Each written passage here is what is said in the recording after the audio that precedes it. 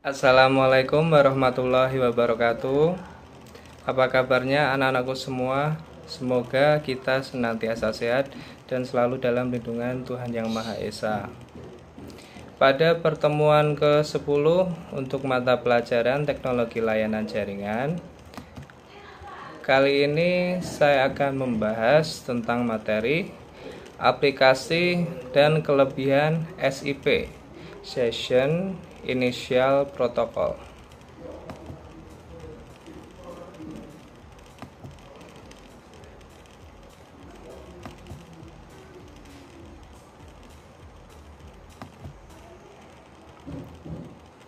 Untuk kompetensi inti, kompetensi dasar dan juga indikator pencapaian kompetensi, anandaku semua bisa melihat pada layar di sini.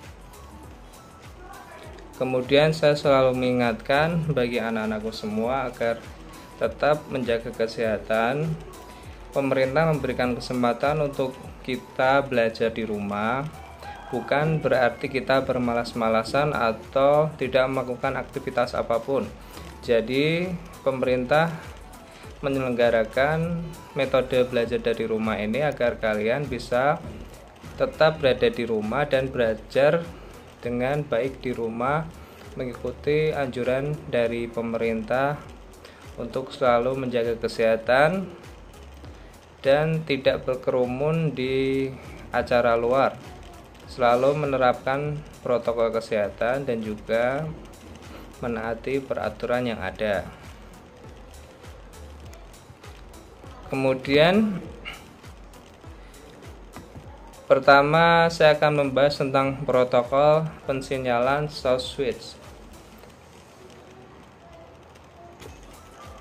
Protokol Signaling Gateway atau SG atau controller protokol yang digunakan untuk signaling selalu berbasis TCP atau Transfer Control Protocol. Sedangkan untuk RTP yang digunakan adalah protokol berbasis UDP, User Datagram Protocol. Signaling dilakukan di antara port TCP yang sudah umum diketahui. Pada gambar di atas digunakan H245, H255, dan SIP.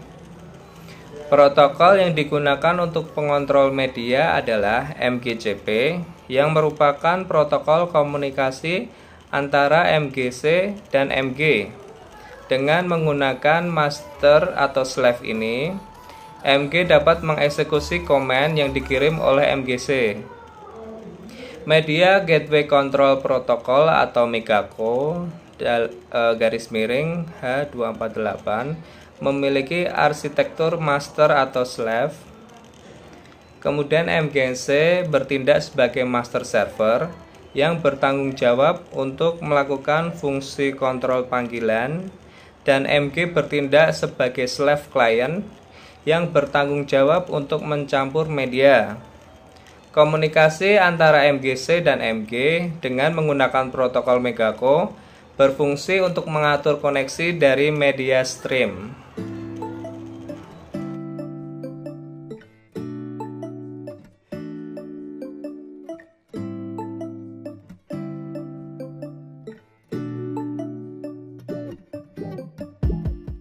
Selanjutnya, protokol yang digunakan untuk transport adalah protokol Real Time Transport Protocol atau RTP, menyediakan fungsi transportasi jaringan end-to-end yang sesuai untuk aplikasi pengiriman data real time, seperti suara atau video, lewat layanan jaringan multicast atau unicast. Protokol yang digunakan untuk signaling gateway adalah protokol SIGTRAN. SIGTRAN adalah sebuah singkatan dari Signaling Transport atau sinyal transportasi yang menghasilkan sebuah spesifikasi untuk sebuah keluarga protokol yang menyediakan layanan datagram dan layer penyesuaian untuk signaling sistem 7 atau SS7 dan ISDN Communication Protocol.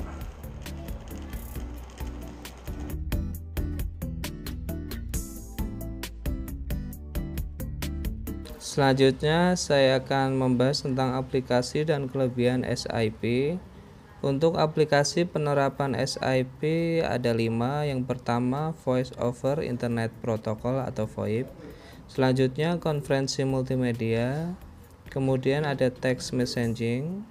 Kemudian event notification yang meliputi voicemail notification, callback notification, dan yang terakhir unified messaging meliputi voicemail to email.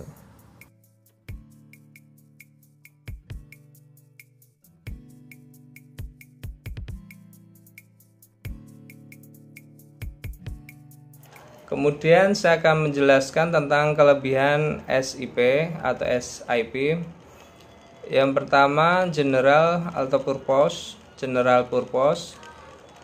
yang artinya SIP dapat diintegrasikan dengan protokol standar IETF lainnya untuk membuat suatu aplikasi yang berbasis SIP. Selanjutnya, arsitektur yang terdistribusi dan scalable merupakan terdiri dari proxy server, kemudian redirect server, registrar server, dan juga location server. Selain itu, SIP juga sangat sederhana, merupakan pengiriman message berbasis HTTP atau text based, bukan binary based. Hal ini menyebabkan SIP mudah diimplementasikan. Dan yang keempat, mobility, yang artinya seorang pengguna dapat menerima message atau call yang ditujukan kepadanya, meskipun berpindah dari satu lokasi ke lokasi lainnya, atau dari proxy ke server, akan meneruskan call ke lokasi pengguna pada saat ini. Device yang digunakan dapat berupa PC, baik di rumah maupun di kantor, wireless phone, IP phone, ataupun telepon biasa.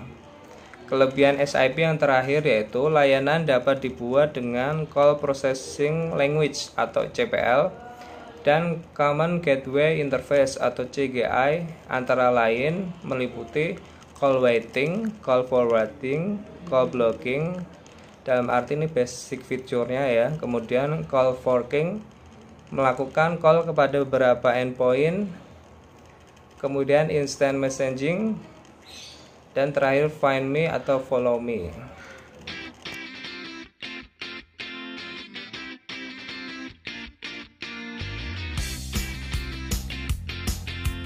Selanjutnya saya akan membahas tentang tahapan implementasi.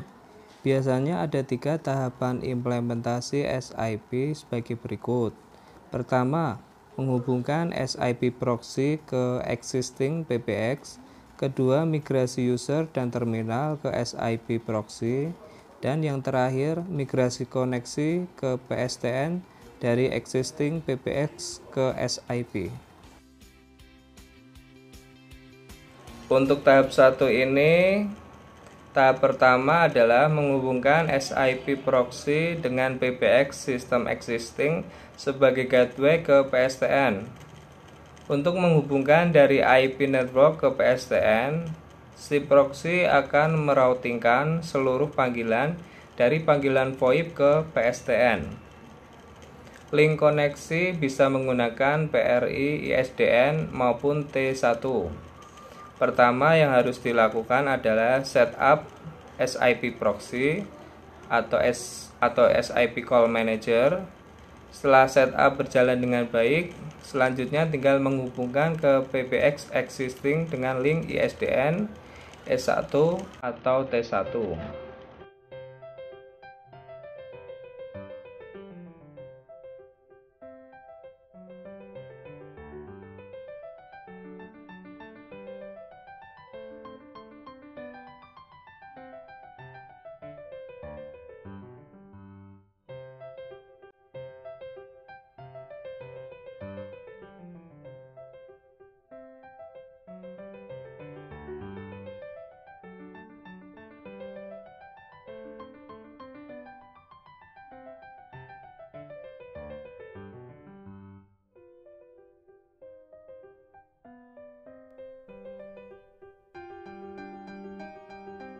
Untuk tahap kedua, Tahap selanjutnya ini yaitu migrasi existing user dan service ke SIP.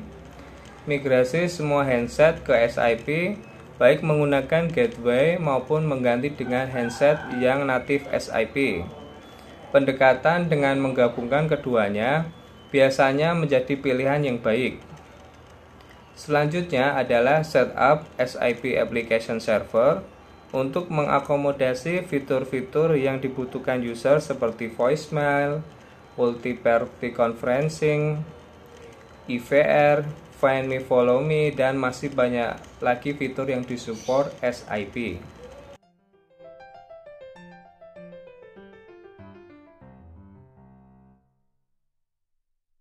Kemudian untuk tahap ketiga adalah melakukan routing panggilan keluar melalui koneksi internet.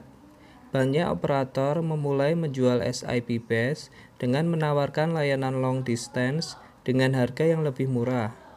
Yang perlu diantisipasi adalah nature network internet yang unpredictable seperti jitter dan error rate, dan tentu saja security.